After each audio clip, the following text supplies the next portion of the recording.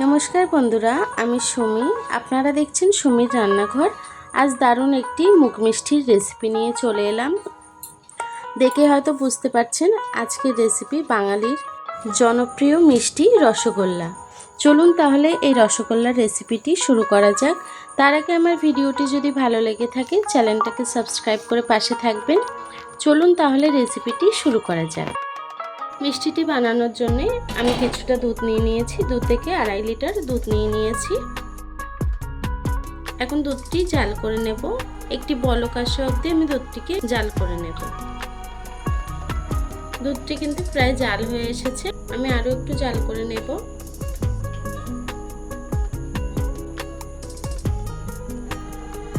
দেখুন বন্ধুরা, আমার দুধটি কিন্তু জাল হয়ে এসেছে। এখন আমি গ্যাসটি বন্ধ করে দেব।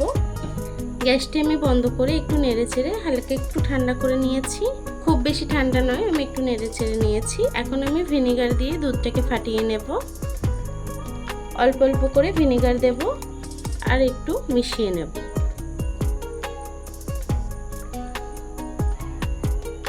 দেখুন দুধটি কিন্তু কেটে গেছে। এখন আমি ছানাটিকে ছেঁকে নেব একটি সুতির কাপড়ে।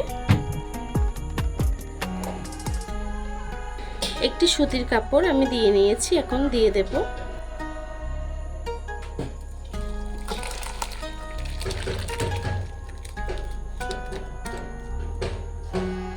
ছানাটাকে আমি নরমাল জলে একটু ধুয়ে নেব, ঠান্ডা জল দিয়ে। ছানাটিকে সুন্দর করে ধুয়ে নিয়েছি। এখন আমি ছানাটিকে জলটা ঝরিয়ে নেব।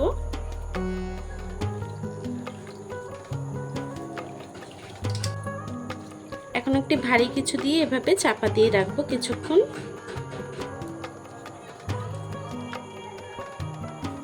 10 থেকে 15 মিনিট পরে চলে এলাম। আমি ছানাটাকে খুলে নেব।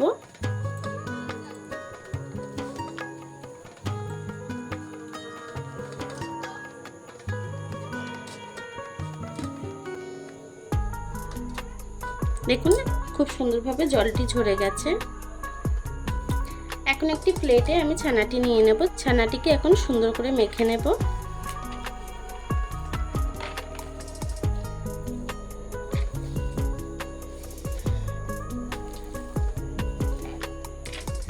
ছানাটিকে হাতের সাহায্যে এই সাইড দিয়ে আমি ছানাটিকে এভাবে ডলে ডলে মেখে নেব।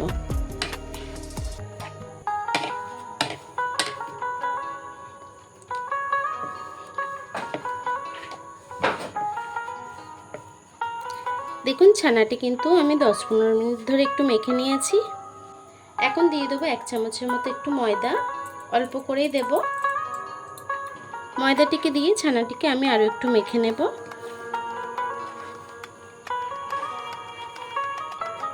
ছানাটি কিন্তু খুব সুন্দর করে মাখা হয়ে গেছে। এখন ছানার থেকে আমি অল্প অল্প ছানা নিয়ে মিষ্টি শেপ দিয়ে নেব।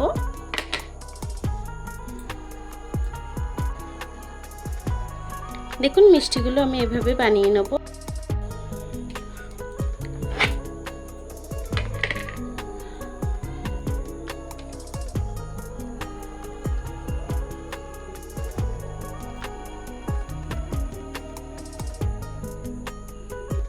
দেখুন বন্ধুরা, আমার মিষ্টিগুলো কিন্তু হয়ে গেছে। এটিকে এখন আমি একটু ভিজে কাপড় দিয়ে, সুতির কাপড় দিয়ে ঢেকে রাখবো। এটা ঢাকা থাক ততক্ষণ চলুন চিনির চাশনিটি বানিয়ে নিই। প্রথমে একটি কড়া বসিয়ে নিয়েছি। এখন দিয়ে দেবো 2 কাপ চিনি। আমি 2 কাপের একটু কম দিয়ে দিলাম চিনি। মিষ্টিটা আপনাদের পছন্দ মতন অ্যাড করবেন।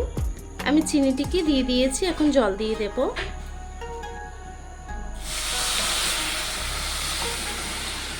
যতটা চিনি দিয়েছি তার ডবল জল দেব। চিনিটি যতক্ষণ না গলে আসছে ততক্ষণ একটু জাল করে নেব। চিনিটি কিন্তু প্রায় গলে গেছে। এখন আমি দিয়ে দেব 4টি এলাচ দানা ফাটিয়ে নিয়েছি, এটিকে দিয়ে দেব মুখটিকে একটু খুলে।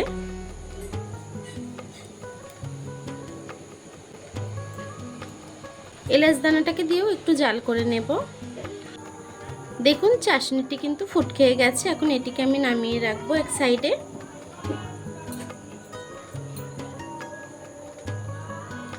আমি আরো একটি কড়া বসিয়ে নিয়েছি।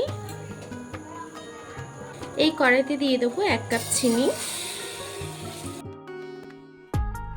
ওই কাপেই জল মেপে দিয়ে দেব। আমি জলটা একটু বেশি করেই দিলাম, আর কড়াইটি অনেকটা বড়, তার জন্য জলটা একটু বেশি দিলাম। চিনিটা একটু গলে এসে জলটা যখন ফুটবে আমি মিষ্টিটাকে দিয়ে দেব। চাশনির জলটি কিন্তু ফুটে গেছে, এখন আমি মিষ্টিগুলো দিয়ে দেব একে একে। এই ফুটন্ত জলের মধ্যে দিয়ে দেব। এখন 15 থেকে 20 মিনিট জাল করে নেব। দেখুন বন্ধুরা, আমার মিষ্টিটি কিন্তু প্রায় হয়ে এসছে। আমি আরো 1-2 মিনিট রান্না করে নেব। দেখুন বন্ধুরা, আমার মিষ্টিটি কিন্তু হয়ে গেছে। এখন আমি গ্যাসটিকে বন্ধ করে দেব। মিষ্টিগুলোকে তুলে আমি আগে যে চাশনি বানিয়ে রেখেছি সেই চাশনিতে দিয়ে দেব। দেখুন,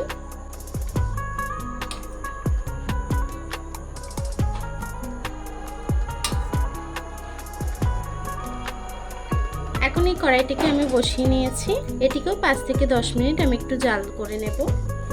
5 থেকে 10 মিনিট আমি জাল করে নিয়েছি। এখন আমি বন্ধ করে দেব গ্যাসটি। এখন মিষ্টিটাকে আমি ঢেকে রাখবো 4-5 ঘন্টা। দেখুন বন্ধুরা, আমি 2 থেকে 4 ঘন্টা পরে চলে এলাম। আমার মিষ্টিটি কিন্তু হয়ে গেছে। আপনারা খুব সহজেই বাড়িতেই রসগোল্লা বানিয়ে নিতে পারেন। আমার এই রেসিপিটি কেমন হয়েছে কমেন্ট বক্সে জানাতে ভুলবেন না। রেসিপিটি যদি ভালো লেগে থাকে চ্যানেলটিকে সাবস্ক্রাইব করে পাশে থাকবেন। আর এতক্ষণ ধরে আমার ভিডিওটি দেখার জন্য আপনাদেরকে অসংখ্য ধন্যবাদ।